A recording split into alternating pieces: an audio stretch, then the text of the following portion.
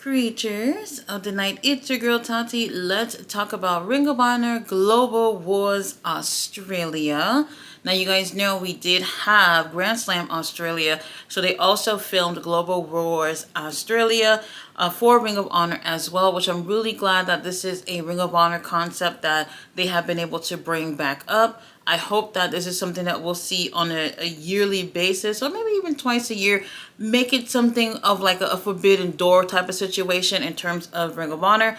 We'll see if they'll do that. We'll see. We did have 5 matches, 4 of them that they were advertising, and then one of them they end up, throwing on in the middle of the show. Now, we did start off with trios. Well, it's Ring of Honor, so it's 6-man tag action. We had Big Bill, Brian Keith teaming up with that loser Chris Jericho, and they went against Bandito and Los Outrunners. The Outrunners were matching in terms of color scheme with Bandito. They were wearing blue and pink, which is typical Outrunners colors. But the Outrunners also had luchador masks as well. And I was just like, okay. And the crowd was just marking out about it. They like it. Everybody seems to love the Outrunners. I was reading something online earlier that said the Outrunners didn't take a plane to Australia. They jet skied all the way to Australia.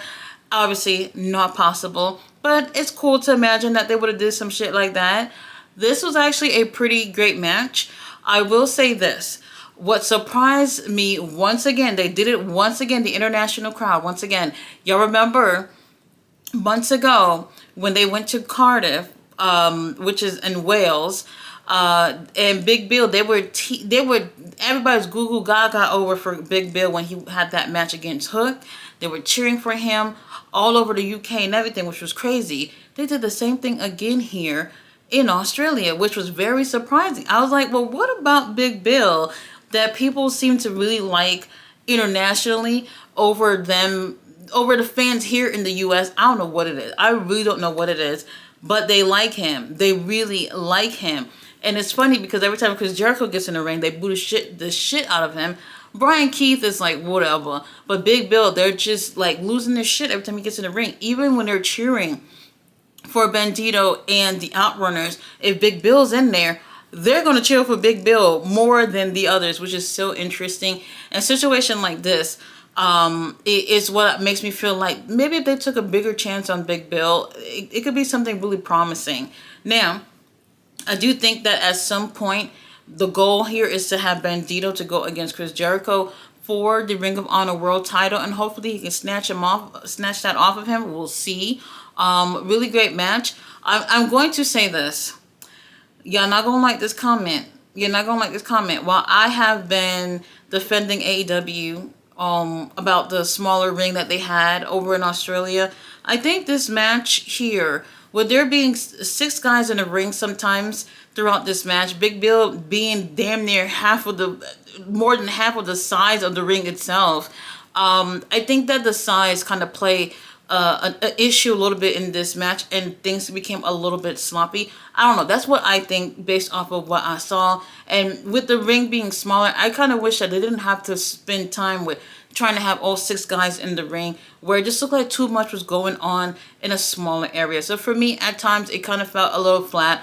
But we did have Bandito and the Outrunners end up taking the win here. Now, immediately, while they were just saying their names to say that they won, Big Bill ends up attacking Bandito. Everybody is fighting, and they're beating up on the baby faces. And then, boom, here is he's big, black, and Jack, Powerhouse Hobbs, who come out there. Okay, he runs out there with those Timberland boots, make it, and start beating people up. Then he gets in there.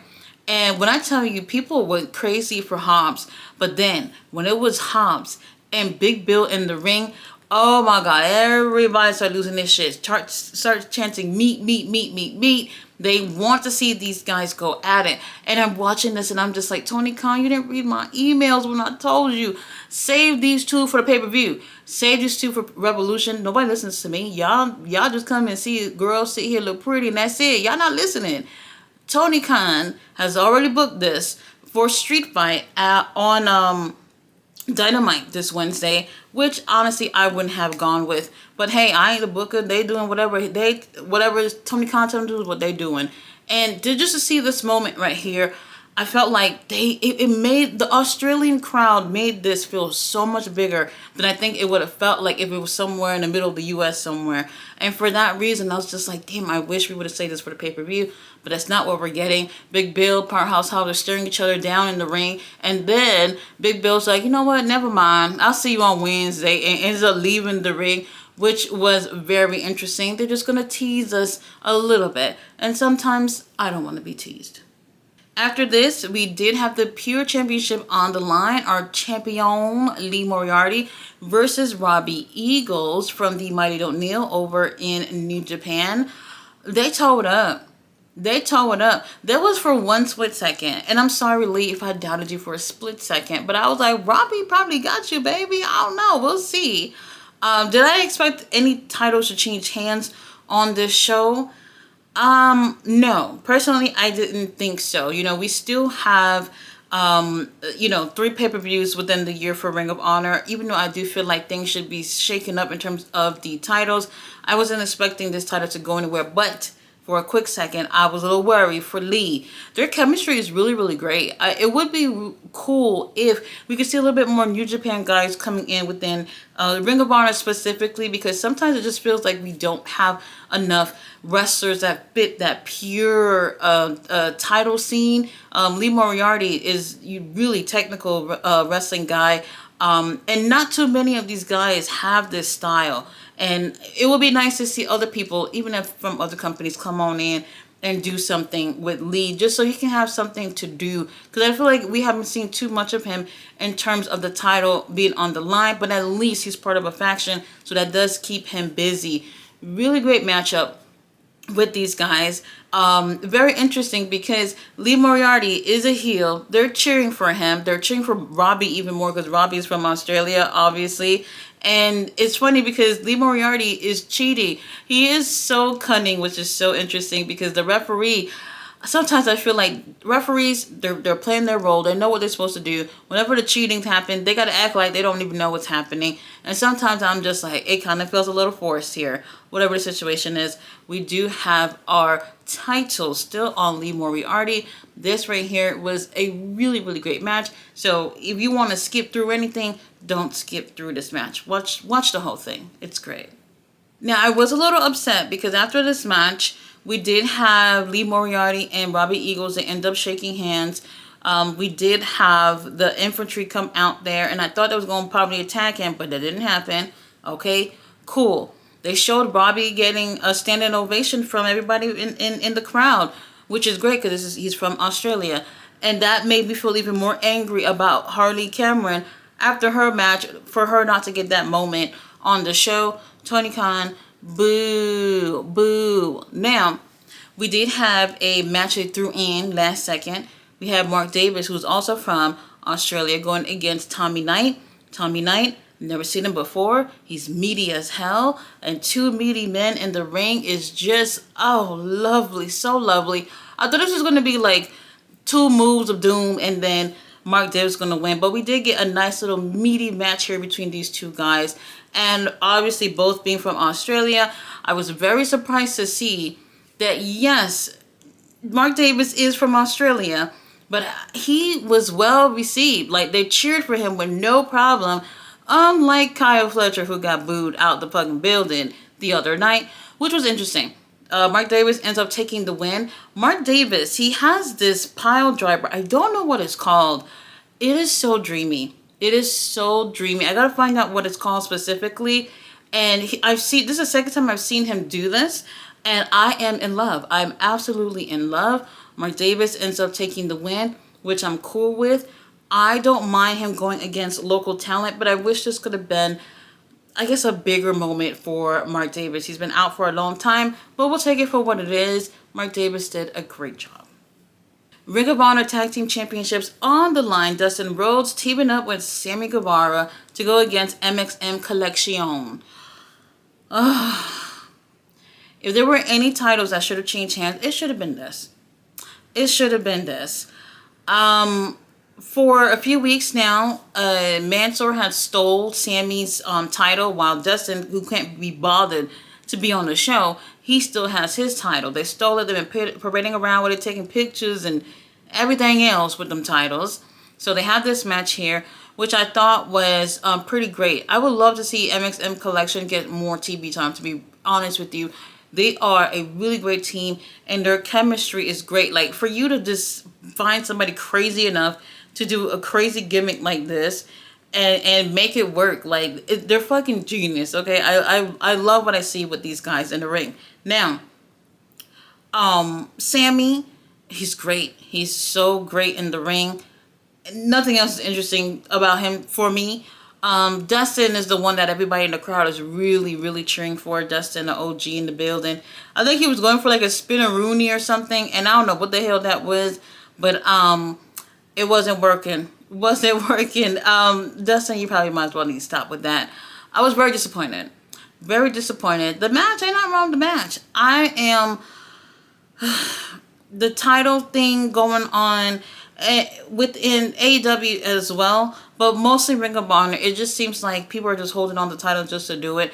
And really, if you're not going to be on the shows, if you're not going to be part of stories, if you're not going to be defending these titles, especially on the damn show that people are spending $10 for, I don't want to see you with titles.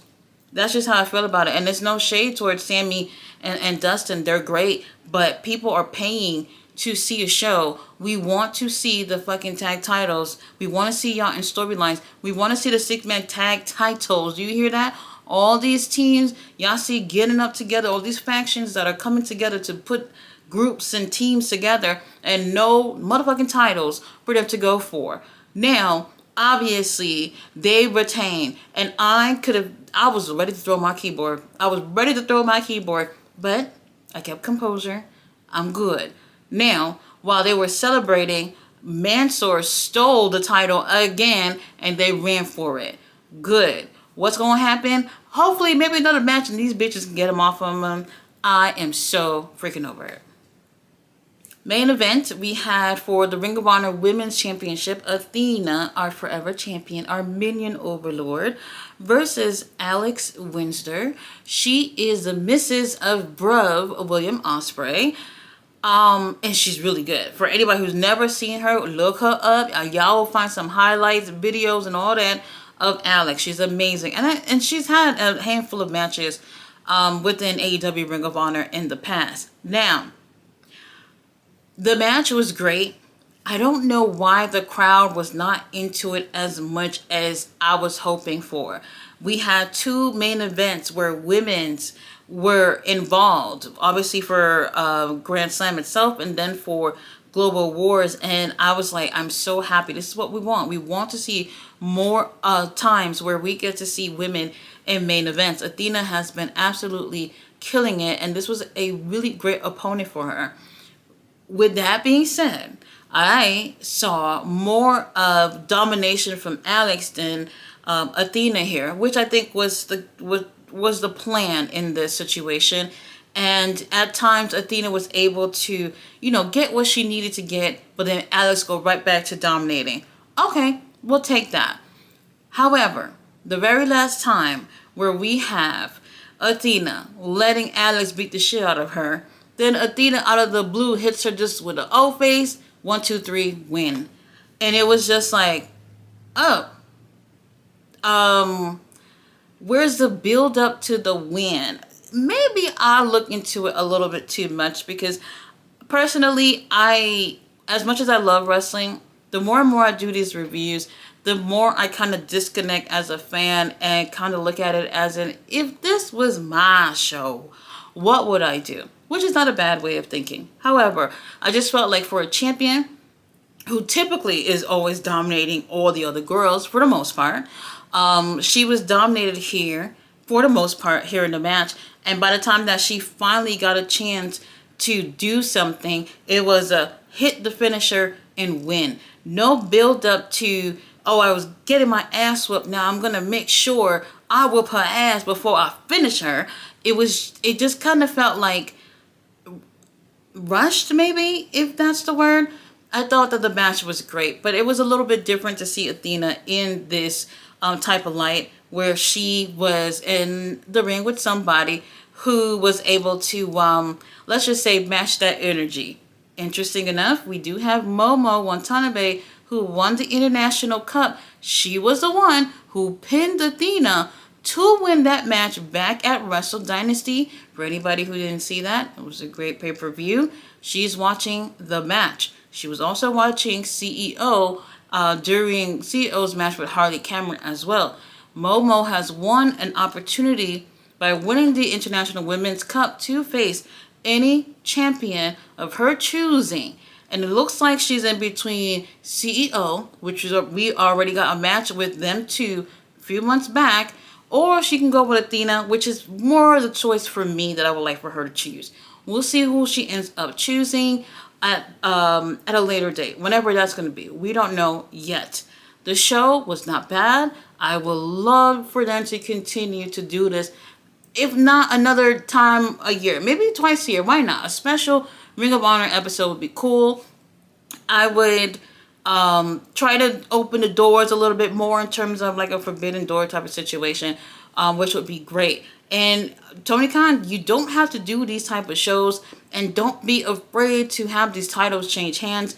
People are looking for something different, especially when there's a paywall behind the show. You have to make the people who are actually spending their time and money to watch this to want to continue to pay to watch this and be invested into it. And one of those ways is by making interesting stories and shaking things up a bit by putting titles on other people. Why the fuck not? If you missed the show, go ahead and check it out. I thought it was great. I would probably say my favorite match was with Robbie versus Lee. Maybe because technical wrestling is my favorite style, so maybe I'm a little biased on that. But I think overall it was a great show. No titles went anywhere. Tony Khan, please read my emails. Guys, thanks so much for watching my review. I will be back on Wednesday with a review on Dynamite. And also a live stream as well. See you guys then. Bye.